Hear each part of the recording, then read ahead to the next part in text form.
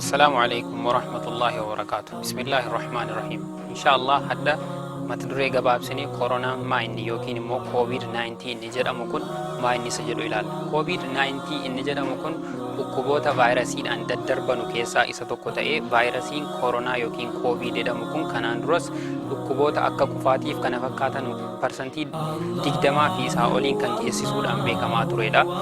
Inni ammaa kun immoo koovid 19 inni jedhamu kun immoo bara 19 keessa gatii argamee fi 20 kun utuu hin galiin 19 keessa gatii argameef koovid 19 jedhamee moggaafame. Koovid 19 kun kan inni darbu vaayirasii SARS-CoV-2 jedhamuun kan darbudha. Vaayirasiin kun maal keenya akkamiin hubaa fi maa inni dhukkubni kun isa jedhu ilaaluudhaaf egaa vaayirasiin kun akkuma kanaan duras himamaa ture namootarraa karaa namoota dhukkuba kanaan qabaman irraa karaa namoota dhukkuba kanaan hin qabamne yookiin immoo hin faalamnetti afaanii funyaaniin darba.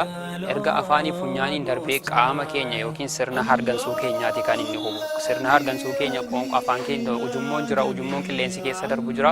Ujummoo kana keessa darbee laangii keenya yookiin immoo somba keenya hubaa jechuudha. Somba keenya keessatti hubuudhaan namoonni akka hargansuu hin arganne godha. Namoonni danuun addunyaa kanarratti amma dhukkuba kanaan dhibamanii argamanii jiru.